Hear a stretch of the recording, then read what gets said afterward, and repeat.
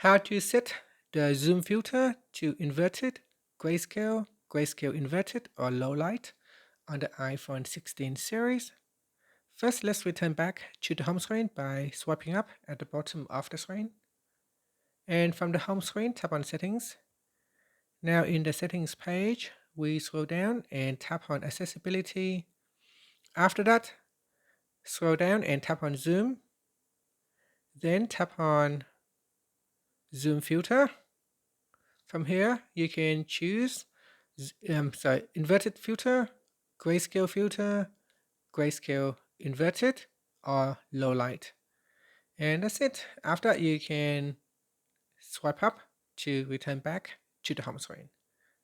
And that's it. If you want to turn off the filter, you can always go back into settings and into the zoom filter in here and select none to turn off the zoom filter.